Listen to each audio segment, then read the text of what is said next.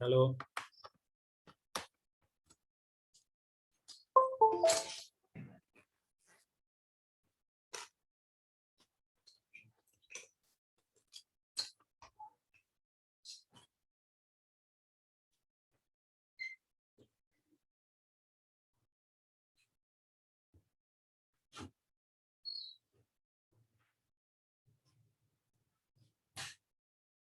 तो हम लोग बात कर रहे थे इस चीज की कि बीच में तुम्हारा न्यूक्लियस है और इसके बाहर जो सेल्स बन रहे हैं, ठीक है, ऐसे सेल्स बन रहे हैं।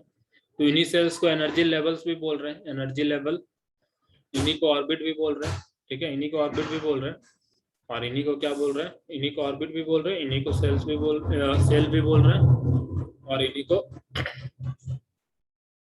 ऑर्बिट, सेल और एनर्जी लेवल, तीनों एक ही चीज को बोला जा रहा है। अब बोले कि उनका भी नंबर होता है, ठीक है, एंड नंबर एज 1 2 3 4। जो सेल्स बन रहे हैं 1 2 3 4 and KLMN from nucleus to outward. मतलब न्यूक्लियस के पास जो सेल है उसको हम लोग K बोलेंगे या 1 बोलेंगे। इसके बाद जो सेल है उसको K मतलब L बोलेंगे या 2 सेल बोलेंगे, ठीक है। ऐसे ही 3 4 इस तरह से बढ़ते जाएगा। By the time electrons remain in one of the allowed stationary orbit, it does not lose energy. Such a state is called ground or normal state. मतलब जितना भी इलेक्ट्रॉन है ना, हर इलेक्ट्रॉन को प्रोवाइड करा दिया गया है कि तुमको इस सेल में रहना है, तुमको इस एनर्जी लेवल में रहना है, इस वाले इलेक्ट्रॉन को इस एनर्जी लेवल में रहना है। तो यदि इसी तरीके से जो एनर्जी लेवल उसको प्रोवाइड किया गया है उसी एनर्जी लेवल में इलेक्ट्रॉन यदि रह जाएगा तो उसको कुछ मतलब एनर्जी लॉस नहीं होगा, वो उसमें रहेगा और उसमें घूमेगा, ठीक है। तो उस स्टेट को हम लोग नॉर्मल स्टेट या ग्राउंड स्टेट बोलेंगे। बात समझ में आ रही है? इसमें देखो, ये वाला चीज को याद रखने के लिए कि हर सेल का अपना एनर्जी होता है। कैसे याद रखेंगे कि जो सेल न्यूक्लियस से जितना दूर जाता है उसके पास उतना एनर्जी आता है। यदि एनर्जी इक्वल टू करेंसी तुम सोचोगे, पैसा सोचोगे, एनर्जी इक्वल टू पैसा सोचोगे, तो जो बच्चे घर में रहते हैं उनको कम पॉकेट मनी मिलेगी। क्यों? क्योंकि उसके मैक्सिमम खर्चे उसके पेरेंट्स उठा रहे हैं। बट जो बच्चे बाहर रह रहे हैं उनको ज्यादा पैसा देना होगा। क्यों ज्यादा देना होगा? क्योंकि इनको सब कुछ अपने खुद का अरेंज करना पड़ रहा। तो जो इलेक्ट्रॉन जितना ज्यादा न्यूक्लियस से दूर जाएगा उसकी एनर्जी उतनी ज्यादा ही होगी, ठीक है। और जो जितना कम रहेगा, वो जितने पास रहेगा न्यूक्लियस के, उसकी एनर्जी उतनी कम होगी। तो सबसे कम K की रहेगी, फिर L की, फिर M की, फिर N की, इस तरह से बढ़ते जाएगा, ठीक। तो हर इलेक्ट्रॉन को दिया गया है अपना सेल। जैसे 281 हम लोग लिखते हैं तो बोल दिए कि ये 2 इलेक्ट्रॉन K सेल में रहेंगे, ये 8 इलेक्ट्रॉन L सेल में रहेंगे, ठीक है। और इसके बाद जो इलेक्ट्रॉन है वो M सेल में रहेंगे। बट होता यदि मान लो ये ऐसे रहे तो ये नॉर्मल है, इनका ग्राउंड स्टेट है ये, तो यहाँ पे एनर्जी लॉस नहीं होगी। लेकिन यदि कोई इलेक्ट्रॉन उड़ के फिर आगे वाले सेल में चला गया, ठीक है, M से उड़ के किसी और N में चला गया, उसको रहना था M में बट वो चला गया N में, तो क्या होगा? एनर्जी का लॉस स्टार्ट हो जाएगा। वही चीज यहाँ पे ये बता दी है जो चीज रदरफोर्ड नहीं बता पा रहे थे। So the emission and absorption of energy is in the form of radiation can only occur when an electron jumps from one stationary orbit to another. मतलब यहाँ पे बोला जा रहा है कि जो एब्जॉर्प्शन ऑफ एनर्जी होता है रेडिएशन का, ठीक है, इन फॉर्म ऑफ रेडिएशन, मतलब इमिशन, मतलब मान लो कोई एटम से एनर्जी निकल रही है और किसी के ऊपर एनर्जी पड़ रही है, ठीक है। तो ये सब कैसे हो रहा है? ये सब तभी पॉसिबल है जो इसका न्यूक्लियस है, ये इलेक्ट्रॉन में सेल में इलेक्ट्रॉन है, तो ये इलेक्ट्रॉन उड़ के किसी और सेल में जब जाता है तो क्या करता है? अपने पीछे एनर्जी रेडिएट करते जाता है, ठीक है। मतलब मान लो कि ये सेल का एनर्जी कुछ कम है, मतलब इसका एनर्जी कम है और इसकी एनर्जी क्या है? ज्यादा है। तो जब ये इलेक्ट्रॉन इस सेल से उड़ के इस सेल के पास जाएगा तो इसको कुछ एनर्जी लॉस करना होगा। एक एनालॉजी से समझाने का ट्राई करते हैं। सब कोई हो ना यहाँ पे? Yes sir. Yes sir. देखो, ये न्यूक्लियस है, किसी भी एटम का बात कर रहे हैं, नॉर्मल एक एटम का बात कर रहे हैं, ठीक है। अब ये इसका हम लोग जो है ऑर्बिट बना रहे हैं, एनर्जी लेवल बोलो, ऑर्बिट बोलो या सेल बोलो, ये स्क्वायर बन रहा है। अभी तो इलिप्टिकल होता है बट यहाँ पे ये स्क्वायर बन गया था तो इलिप्टिकल होता है। इलिप्टिकल मतलब एग एग के जैसा, ठीक है, एग्स के जैसा होता है। देखो, एक सेल हो गया, ये दूसरा सेल, सपोज बोलो के सेल या एल सेल। इसके बाद फिर एक सेल होगा,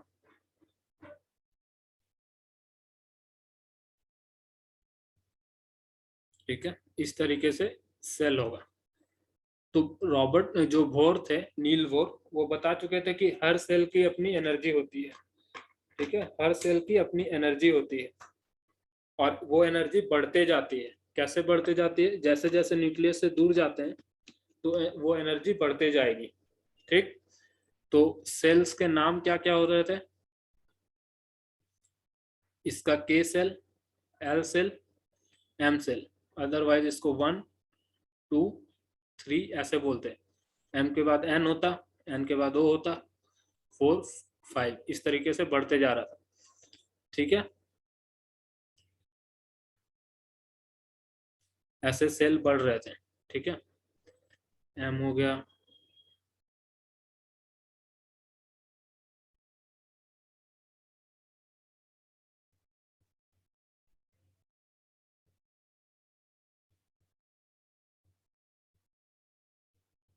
ठीक है।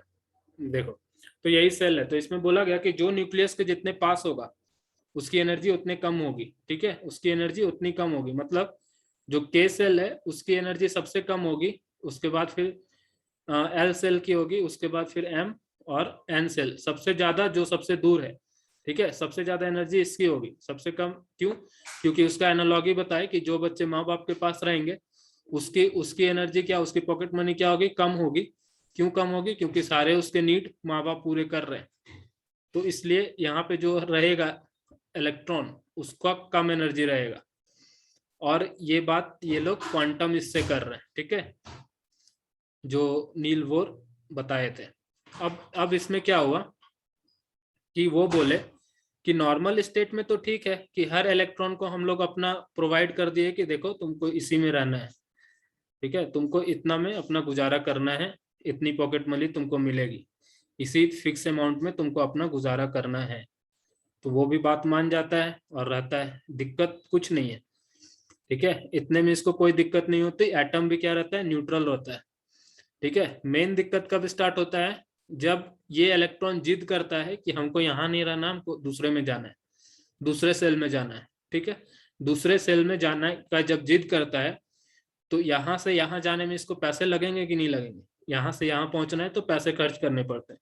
वही जो पैसा बाहर निकलता है, एनर्जी जो बाहर निकलती है, वही रेडिएशन के फॉर्म में इमिट होती है, ठीक है, वही एनर्जी रेडिएशन के फॉर्म में इमिट होती है। तो यही बोल रहा है कि जो इमिशन या एब्जॉर्प्शन हो रहा है, इमिशन या एब्जॉर्प्शन हो रहा है एनर्जी का, ठीक है, इमिशन और एब्जॉर्प्शन हो रहा है एनर्जी का, जब यहाँ से उड़ के यहाँ जाएगा तो इसको ज्यादा एनर्जी की जरूरत होगी, और जब वापस से आएगा तो और उसको एनर्जी अपनी कम करनी पड़ेगी।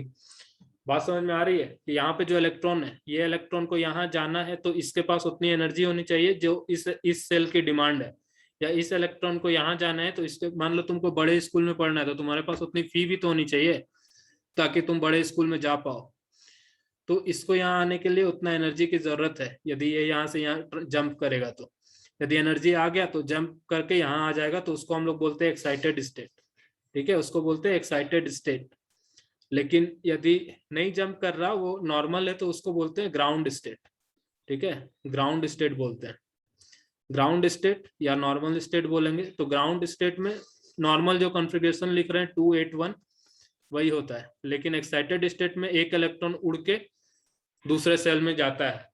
तो यही जाने, इलेक्ट्रॉन को उड़ के जाने और इलेक्ट्रॉन के उड़ के आने से, मतलब अपने सेल को छोड़ के किसी और सेल में जाने के लिए तब एनर्जी लॉस होता है। बात समझ में आ रही है? और वो एनर्जी रेडिएशन के फॉर्म में इमिट या एब्जॉर्ब होता है। तो ये चीज एक्सप्लेन करना था रदरफोर्ड को, बट वो नहीं कर पाए थे। चलो, अब हम लोग देख रहे हैं नेक्स्ट पोस्टुलेट क्या है कि the emission and absorption of energy is in the form of radiation and can only occur when electron jumps from one stationary orbit to another। ठीक है, एक से उड़ के दूसरे में जा रहा है तभी एनर्जी क्या हो रहा है तुम्हारा? इमिशन या एब्जॉर्ब हो रहा है। तो डेल्टा ई क्या है? चेंज इन एनर्जी है। ई फाइनल मतलब किस सेल में इलेक्ट्रॉन गया, और ई इनिशियल मतलब किस सेल में था। मान लो इलेक्ट्रॉन ये वाले सेल में था, तो इस सेल की एनर्जी को EI बोल दे रहे हैं, इनिशियल एनर्जी, और इलेक्ट्रॉन जंप करके इस वाले सेल पे आ गया तो इसको E फाइनल बोल दे रहे हैं। ठीक है, कि इस सेल की क्या एनर्जी थी उतना वो अचीव किया होगा तब यहाँ पे आया होगा, और पहले उसकी क्या एनर्जी थी। तो दोनों को सब्ट्रैक्ट कर देने से एक डेल्टा ई मिल रहा है। डेल्टा ई मतलब चेंज इन एनर्जी, कि इसमें और इसमें एनर्जी का कितना फर्क आ रहा है, और उसको एच न्यू से डिनोट कर रहे हैं। एच न्यू क्या होता है? एच होता है प्लैंक्स कांस्टेंट, जिसकी वैल्यू होती है 6.625 इंटू 10⁻34 जूल सेकेंड। ठीक है, ये एक कांस्टेंट है, और न्यू होता है फ्रीक्वेंसी ऑफ लाइट। तो इसी से हम लोग को पता चलेगा इतनी फ्रीक्वेंसी की लाइट वो रिलीज करेगा या एब्जॉर्ब करेगा, तब ये इतना ट्रांजिशन बनाएगा, मतलब इससे जंप करके इस वाले सेल पे आएगा।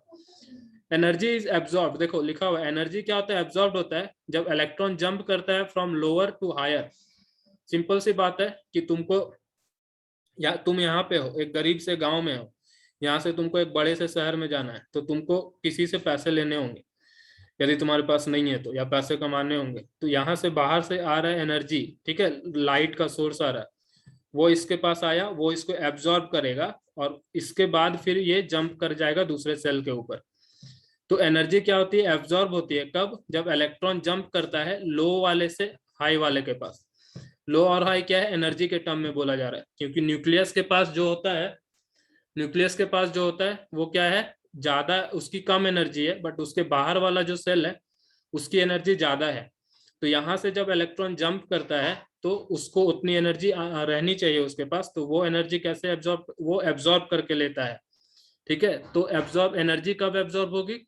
जब इलेक्ट्रॉन को लो से हाई जाना होगा।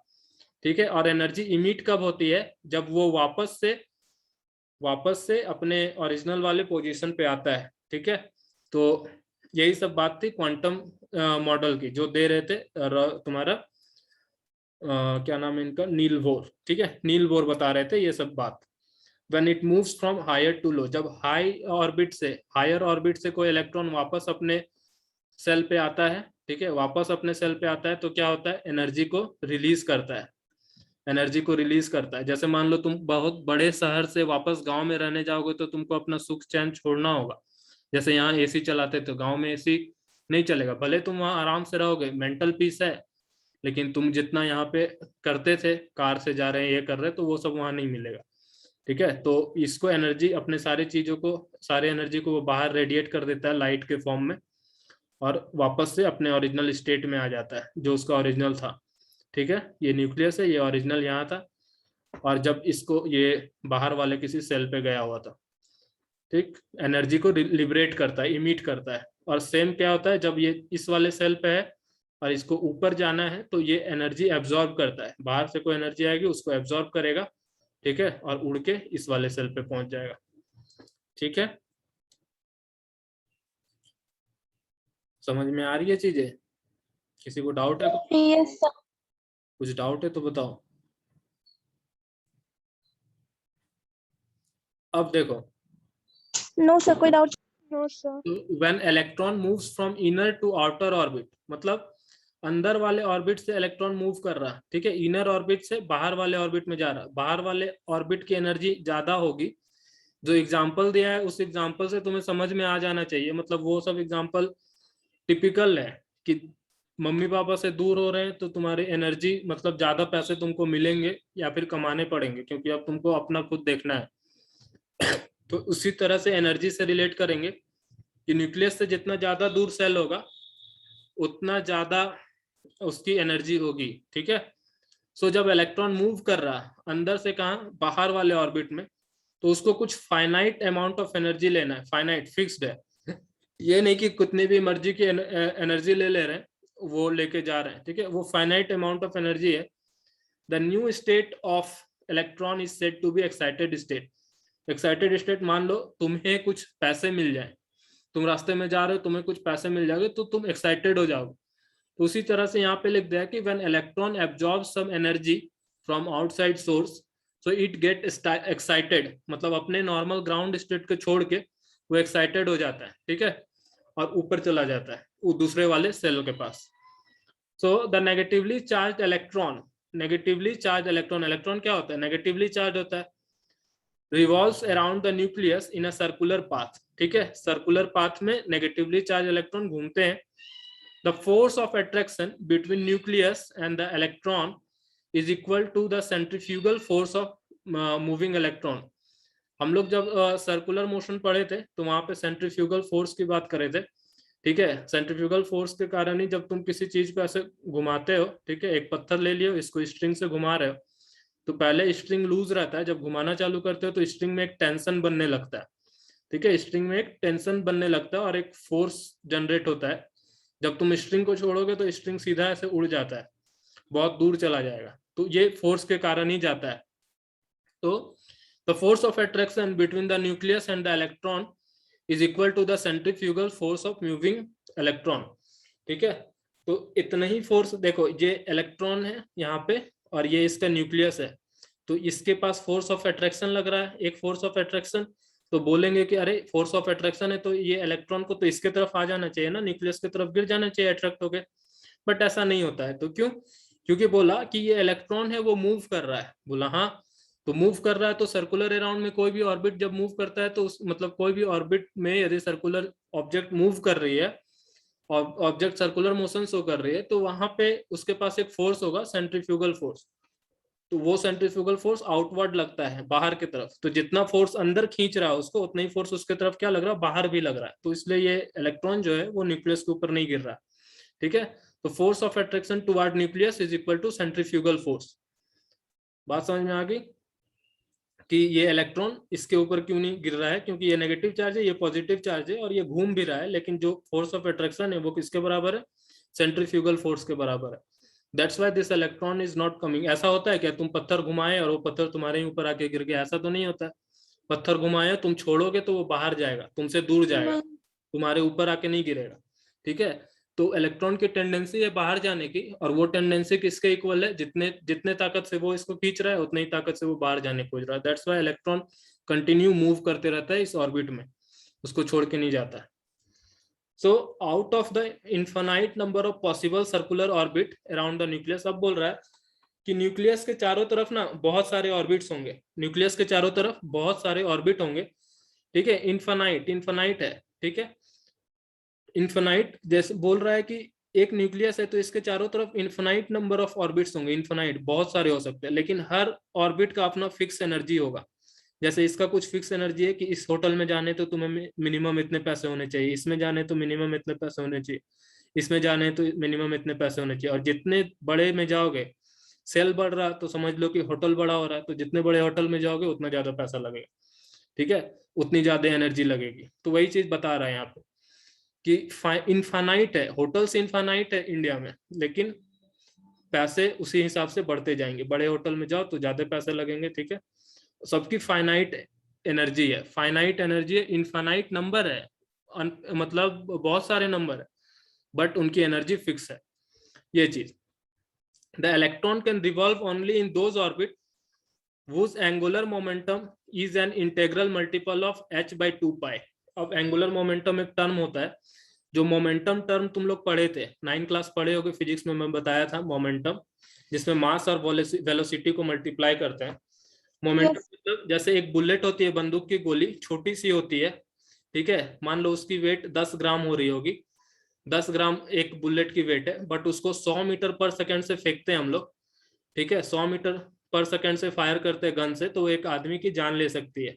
आदमी को क्या करते हैं, उसको पेनिट्रेट कर देती है उसके बॉडी को, इतनी इतनी कम वजन की चीज है। तुम ही इमेजिन करो कि ये 10 ग्राम का चीज को तुम यदि 5 मीटर पर सेकेंड से भी फेंकोगे तो क्या ये किसी आदमी को बॉडी को छेद कर पाएगा? नहीं कर पाएगा। लेकिन तुम इतना ज्यादा स्पीड बढ़ा देते हो तो इसका मोमेंटम बढ़ जाता है, जिसके कारण ये गोली किसी आदमी को पेनिट्रेट कर देती है, जान ले लेती। सेम चीज, मान लो एक ट्रक है जिसका वजन 100 kg है और वो तुम्हारे 2 किलोमीटर से ही 2 मीटर पर सेकेंड से ही चल रहा है, बट इसके आदमी कोई आदमी आगे, इसके आगे कोई एक आदमी आ जाएगा तो ये ट्रक उसके ऊपर चल के पार हो जाएगा। बात समझ में आ रही है? तो वही वो आदमी की चटनी बन जाएगी। अब बोलोगे कि ये तो इतना स्लो चल रहा था, फिर चोट कैसे लग गया? बात समझ में आ रही है? क्योंकि इसका जो मोमेंटम निकलता है ना, मोमेंटम ज्यादा हो जाता है, 100 × 2 कर रहे हो तो 200 इसका मोमेंटम हो गया। सिमिलरली मतलब बोला कि मोमेंटम ज्यादा होना चाहिए। ठीक है, यदि बहुत बड़ा वजन है तो उसकी वेलोसिटी कम भी होगी तो वो तुमको हार्म पहुंचाएगा। लेकिन यदि छोटा वजन है तो उसकी वेलोसिटी यदि ज्यादा बढ़ गई तो वो उतना ही हार्म पहुंचा सकता है जितना एक बड़ा ट्रक तुमको कम स्पीड में पहुंचा रहा था। बात समझ में आ रही है? Yes sir. हाँ, तो इसी तरह एक होता है एंगुलर मोमेंटम टर्म। मोमेंटम तो सर चलो स्ट्रेट लाइन पे पढ़े, स्ट्रेट लाइन पे जब काम हो रहा था तो मोमेंटम बोल दिए, बट जब एंगल पे काम होता है, कोई चीज घूम रही है, तो वहां एंगुलर मोमेंटम टर्म आ जाता है। ठीक है, तो एंगुलर मोमेंटम को एमवीआर से डोनेट करते हैं, क्योंकि यहाँ पे इलेक्ट्रॉन्स की बात हो रही है और इलेक्ट्रॉन क्या हो रहा है, घूम रहा है, इस सर्कुलर ऑर्बिट में घूम रहा है। तो इलेक्ट्रॉन के पास कुछ मास है, हम लोग देखे इलेक्ट्रॉन का मास कितना होता है, देख चुके हैं, और ये इलेक्ट्रॉन घूम रहा है तो ऑफकोर्स इसकी कुछ वेलोसिटी होगी v। और r क्या होता है कि परपेंडिकुलर डिस्टेंस न्यूक्लियस से कितना है। ठीक है, तो ये होता है r। तो इससे हम लोग एमवीआर कैलकुलेट कर सकते हैं इलेक्ट्रॉन का। तो वो बोला कि एमवीआर की वैल्यू जिस, हाँ बोलो। फिर ये एंगुलर मोमेंटम ये क्या होता है, एक बार फिर से बताइए ना। एक सेकंड बता रहे हैं।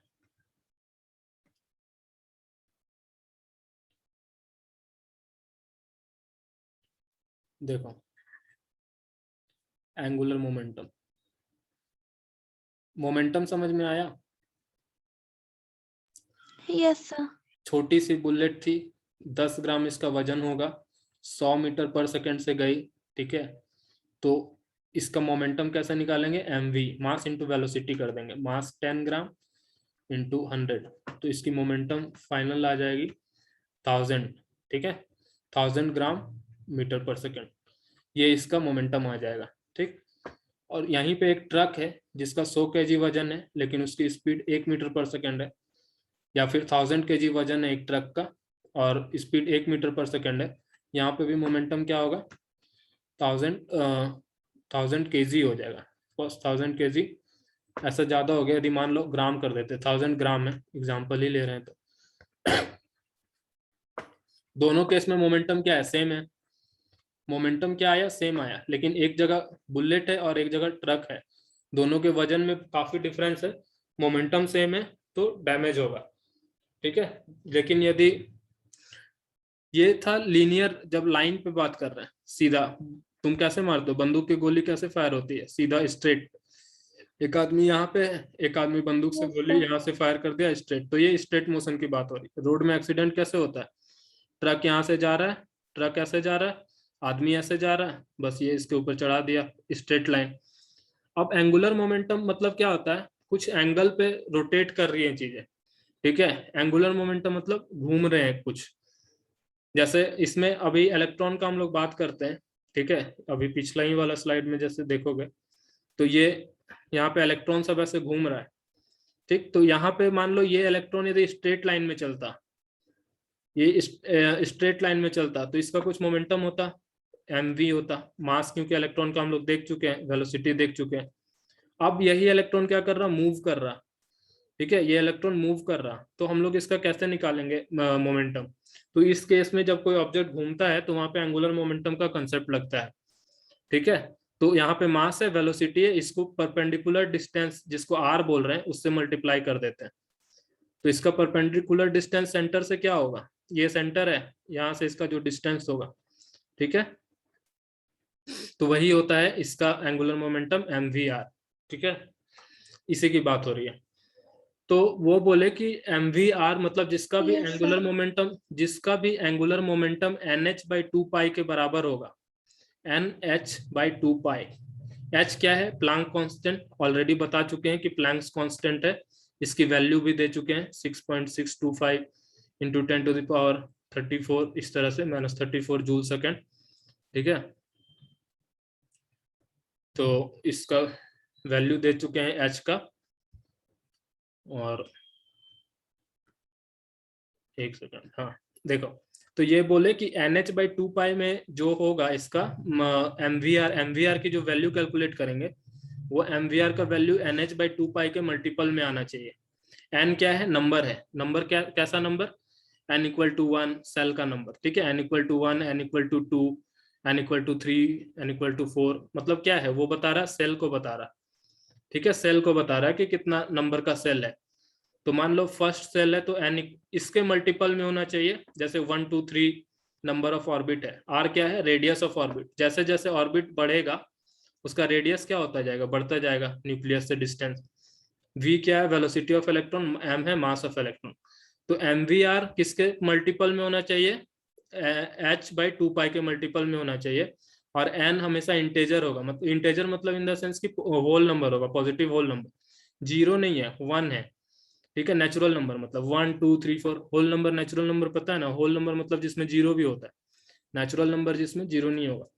So the angular momentum can have the values such as h/2 pi, ठीक है, 2h/2 pi, 3h/2 pi, देख रहे हो, n का वैल्यू पुट कर दिया, तो जिसका एंगुलर मोमेंटम इतना आएगा वही यहाँ पे रह सकता है। हम लोग जो 9 क्लास के बुक में पढ़ रहे थे वहां डिस्क्रीट बोल दिया था, डिस्क्रीट ऑर्बिट।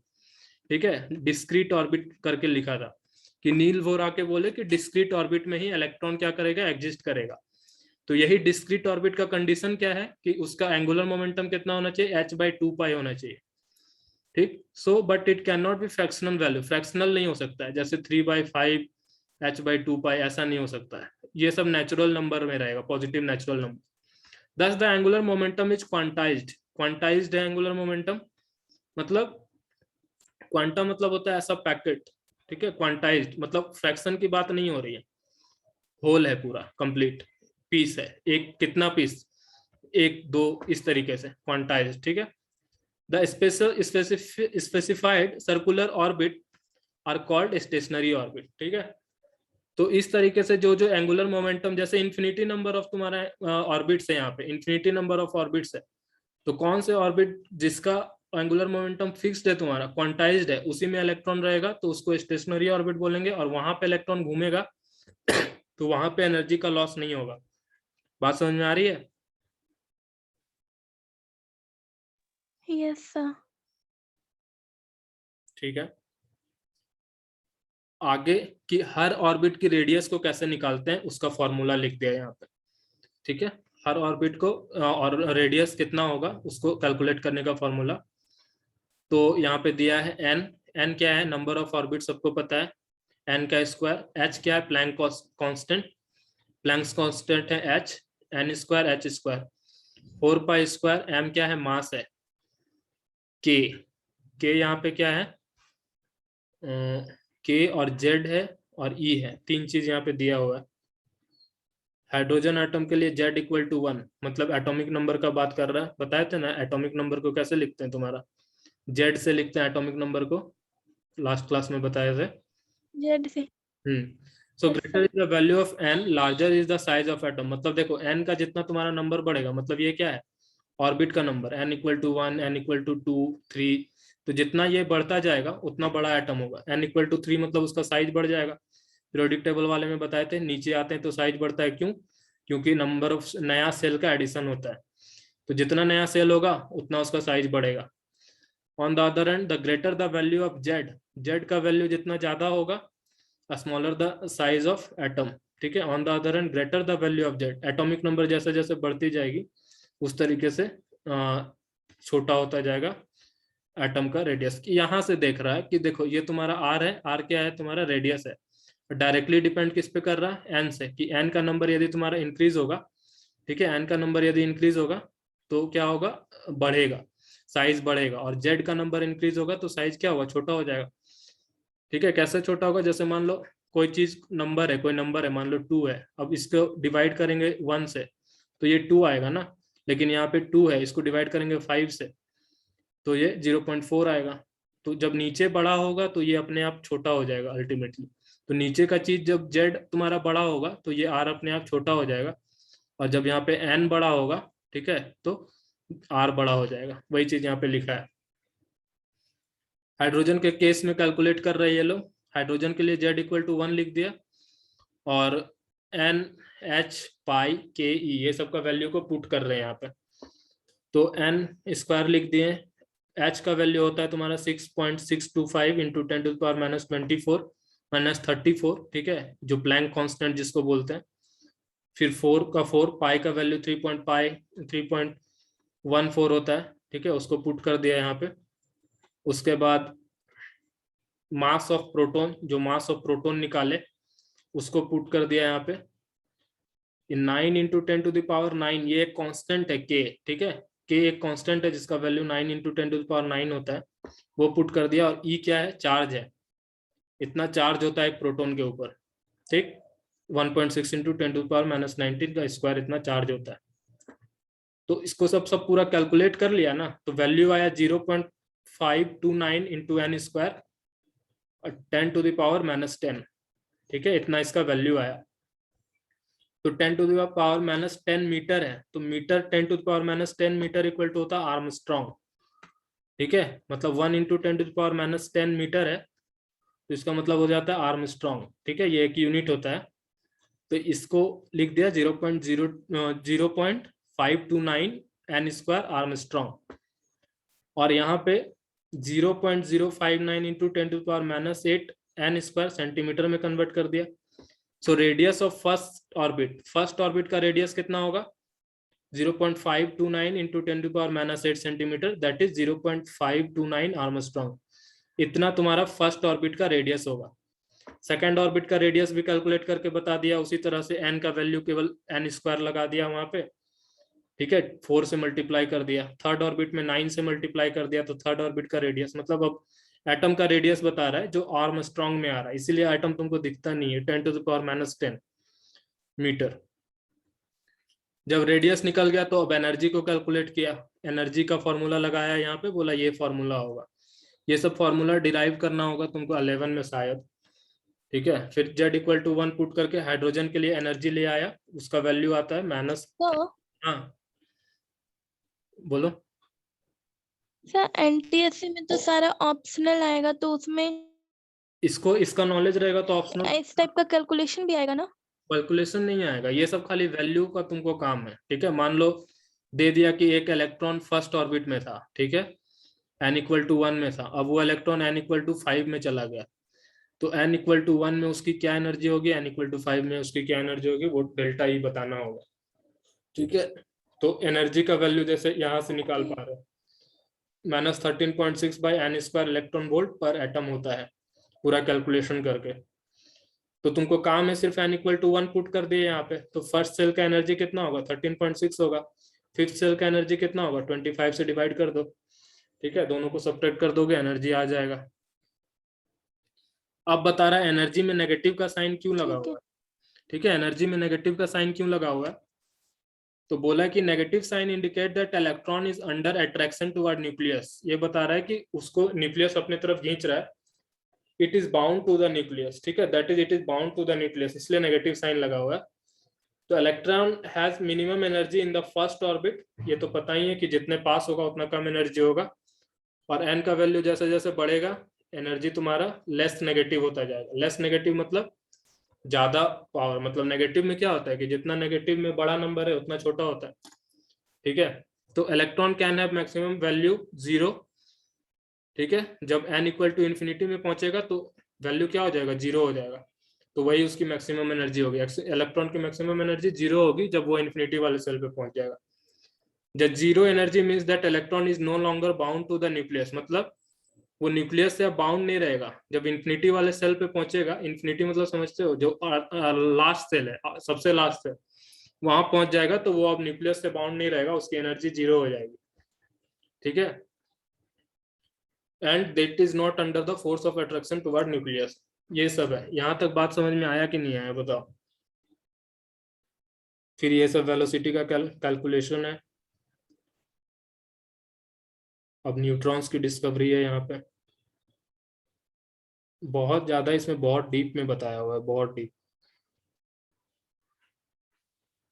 क्वांटम नंबर ये सब सब 11 में भी। अच्छा, मतलब ना सारा जो डिस्कवरी जो जो किए थे, जैसे बोर, रदरफोर्ड और जे थॉमसन, इन सारा का मेरिट्स, डिमेरिट्स, और फिर जो इलेक्ट्रॉन, प्रोटॉन और न्यूट्रॉन का डिस्कवरी, ये सारे में बहुत ज्यादा कंफ्यूजन हो जाता है, समझ में ही नहीं आता कौन किसका होगा।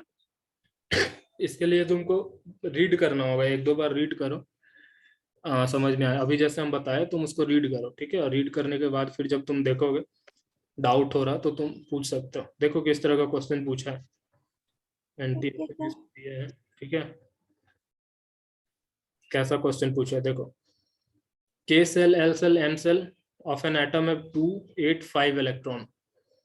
ठीक, the number of electron is p orbital क्या होगा? तो p ऑर्बिटल ये सब तुमको पढ़ना पड़ेगा, ये राजस्थान वाले एनटीएस में पूछा था, सब राजस्थान का ही क्वेश्चन दिया है। इलेक्ट्रॉनिक कॉन्फ़िगरेशन लिखना तुम लोग को आना चाहिए, वो हम सिखा देंगे, ठीक है। इलेक्ट्रॉनिक कॉन्फ़िगरेशन लिखने सीख लोगे तो तुम लोग का काम बहुत आसान हो जाएगा। 2 क्वेश्चन तो उसी से। आइसोटोप, दिल्ली एनटीएससी का क्वेश्चन है। ऐसा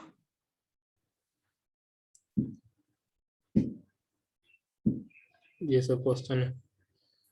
देखो, न्यूट्रॉन लेस एटम इज, ये एनसीईआरटी में। सर हम लोगों का स्कूल खुल रहा है, मतलब एनटीएससी का भी एग्जाम तो होगा ही ना? हो सकता है, देखो न्यूट्रॉन लेस एटम ये दिया है ना तुम लोग का, न्यूट्रल एटम हाइड्रोजन। न्यूट्रॉन कौन डिस्कवर किया था? James Chadwick. ये सब क्वेश्चन ज्यादा इंपॉर्टेंट यस है, सर। क्वेश्चन पे फोकस करो। इलेक्ट्रॉनिक कॉन्फ़िगरेशन लिखने सीख जाओगे तो ये सब क्वेश्चन बन जाएगा। प्रोटॉन क्या होता है? प्रोटॉन क्या होता है देखो। यस सर, 1s 2s हम्म, पता था। हाँ, तो ये सब आता है एनटीएस में, इसीलिए बता रहे हैं ना हम। स्टार्टिंग में तुम लोग को बोले थे इस तरह से आएगा। Yes sir. ठीक है, आज के लिए इतना रहने देते हैं, इसको एक बार बस रीड कर लेना, ठीक है, कंफ्यूजन नहीं होगा। हाँ सर। रीड कर लो, या फिर यस सर। इसको अपलोड कर देंगे ना तो फिर तुम लोग उसको देख सकते हो। 2x में करके देखोगे तो भी मतलब क्योंकि हम बहुत स्लो पढ़ा रहे हैं, पढ़ा रहे हैं, तो 2x में करके वीडियो को देखोगे तो मान लो 40 मिनट का वीडियो होगा तो वो 20 मिनट में खत्म हो जाएगा, कंसेप्ट भी समझ में आ जाएगा। ठीक है। Yes sir. ठीक है, तो अभी हम लोग इलेक्ट्रॉनिक कॉन्फ़िगरेशन लिख। सर आप सुबह का क्लास भी देख सकते हैं। सुबह का क्लास क्या करते, उसका रिकॉर्डिंग? हाँ सर। आज सुबह का क्लास उतना कुछ खास नहीं हुआ था, वो मैं फिर से करवाऊंगा, ठीक है, वो फिर से होगा वो क्लास। ठीक है सर। यदि किसी और दूसरे दिन का चाहिए तो डेट और टॉपिक बता देना, मैं देखूंगा, यदि होगा अच्छा रिकॉर्डिंग तो मैं भेज दूंगा। ठीक है। ठीक है सर। हम्म। ठीक है, फिर आज के लिए यही रखते हैं हम लोग। Okay sir. ठीक है, चलो। Okay sir. हाँ, अभी बहुत एटॉमिक स्ट्रक्चर तो पूरा, इसमें 11 का भी पूरा सिलेबस भरा हुआ, बहुत कुछ है। सर एनटीएससी में 11 वाला भी पूछता है? 11 वाला नहीं, मतलब जब बच्चा इस अप्रोच से पढ़ाई करता है ना तो एक्सपेक्टेशंस उसका वैसा रह जाता है। मान लो तुम्हारे एनसीईआरटी में केमिस्ट्री का चैप्टर है, 4 चैप्टर है, 2 दिन में खत्म हो गया एटॉमिक स्ट्रक्चर, तो अब उससे क्या क्वेश्चन पूछेगा? सब बच्चा को तो सब पता ही रहेगा ना, तो इसलिए लेवल को थोड़ा बढ़ा देता है। Yes sir. और इसीलिए जब तुम एनटीएससी क्वालिफाई करते हो तो तुम्हारा नॉलेज भी बढ़ जाता है, तुम 11 में जाओगे तो तुम्हारा सोचने का तरीका अलग रहेगा। ठीक है, जबकि है इजी चीज। अब ये सब जब तुम हाँ। पढ़ोगे तो तुमको समझ में आएगा कि अच्छा ये इजी है, लेकिन नहीं पढ़े हो तो ज्यादा लग रहा है। हम लोग के टाइम में ये सब 9 क्लास में था एनसीईआरटी के बुक में, बट अब हटा दिया गया। ठीक है, तो ये सब रहता है। तो था लेकिन इतना डीप नहीं था और उस टाइम पढ़े भी नहीं था। हाँ, तो अभी समझ में आ रहा है ना। यस सर, अभी आ रहा है। हाँ, तो वीडियो देखो, ऐसा मतलब हड़बड़ाने का नहीं है, तुम्हारे पास तो ये मटेरियल है रेजोनेंस का, इसको पूरा पढ़ लोगे, प्रीवियस ईयर क्वेश्चन एक एक कर लोगे ना तो समझ में आ जाएगा कि कैसे हो रहा। अभी धीरे धीरे हम लोग बढ़ रहे हैं आगे। अभी क्या क्या पता चल गया, सेल के बारे में पता चल गया, यस सर। n=1 n=2 ये सब पता चल गया। जितने पास रहता है उतना उसका एनर्जी रहता है, मतलब जितना उतना कम एनर्जी रहता है, सबसे दूर चला जाएगा तो एनर्जी उसका सबसे ज्यादा होगा। सबसे ज्यादा जीरो एनर्जी मैक्सिमम पूछ देगा मैक्सिमम एनर्जी क्या होगी इलेक्ट्रॉन की, तो तुमको बताना होगा 0। हाँ हाँ, बोलो। लेकिन एक बार आप बताए थे ना, जो ज्यादा दूर में रहता है वो जल्दी रिलीज करता है अपना इलेक्ट्रॉन को, तो उसके पास ज्यादा एनर्जी होगा तो वो रिलीज कैसे करेगा? इलेक्ट्रॉन अरे तो फोर्स ऑफ अट्रैक्शन कम हो गया ना न्यूक्लियस से। हाँ। अट्रैक्शन कम हो गया तो वो आराम से रिलीज हो सकता है ना, बाहर जा सकता है।